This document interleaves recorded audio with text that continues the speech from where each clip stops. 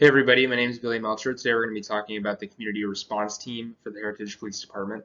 Excuse my voice, I'm dealing with a sinus infection, so if I sound a little nasally, that's why. All right, let's get into it. First, let's look at the problems that are facing law enforcement today. Over the past 2 years, especially since 2020, we've seen a major increase in crime. And just in 2019 to 2020, there was a 30% jump in the murder rate throughout the United States. That is the single largest increase in more than a century. Going hand in hand with that, due to social justice movements, there's been a lot of departments that have been defunded throughout the country. Um, for example, NYPD was cut over $1 billion from their budget. Um, Baltimore, Portland, LA, they've all faced major budget cuts. There's been a big push to remove funding from law enforcement and reinvest that money into community programs or awareness programs and such, which has hurt law enforcement not only with staffing, but also not being able to fund training and provide more equipment for officers.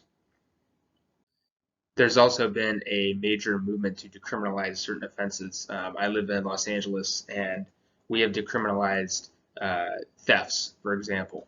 Uh, Normally, where you would get hard booked and arrested for a theft, now you're being issued a citation, almost like a speeding ticket, with a court appearance date and let go.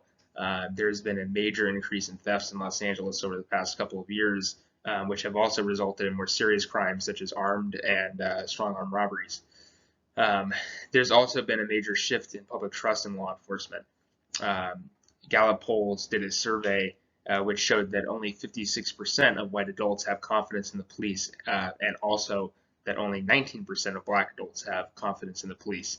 Historically speaking, that's one of the largest gaps we've ever seen.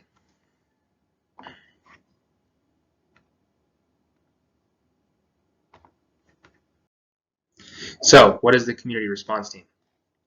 Community response team is comprised of fully volunteer, non-sworn field personnel. It adds a whole nother element to the Heritage Police Department. It will be structured under sworn full-time officer supervision. The full-time coordinator would be a sergeant who would oversee the team, and then under him would be a member of the CRT team who would be appointed as the team leader, who is responsible to managing the day-to-day tasks for the team.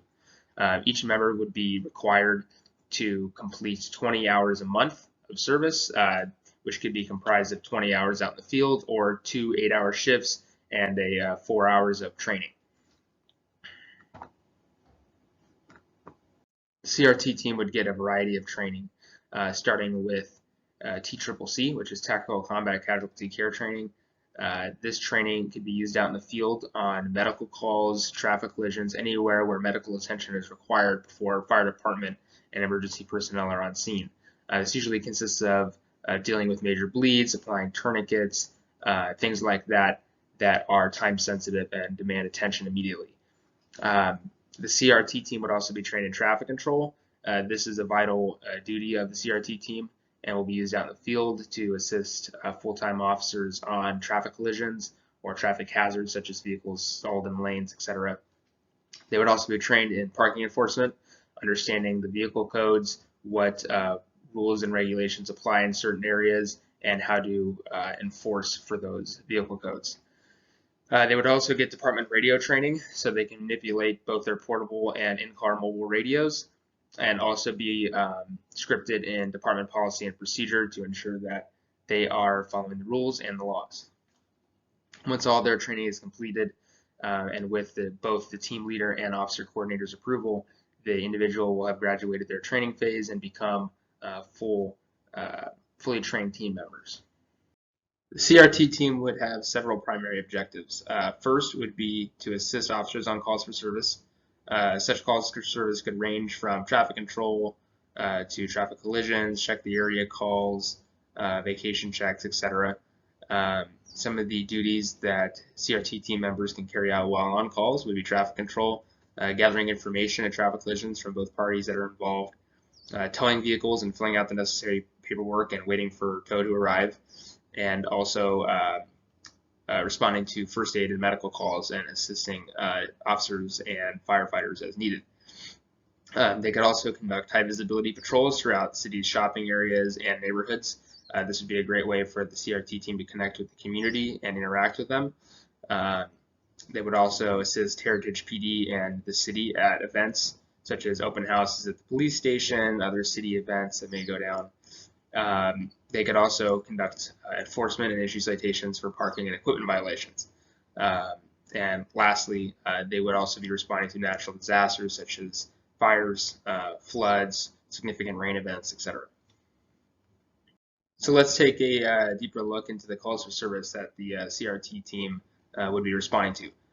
First and foremost, these would be non-criminal calls, such as traffic collisions, fires, missing persons, medical calls, etc. Of course, these calls could have a criminal element to it that may not be known at the time of call. So CRT team members are expected to be trained and use proper discretion on what they should and should not be responding to, and also how involved they would get themselves. CRT team members would be equipped to tow vehicles and provide medical aid and handle traffic control and traffic collisions, as we talked about. The team would also act as eyes and ears for the full-time officers and proactively report suspicious activity or request additional units if they're flagged down for a crime by a citizen, etc.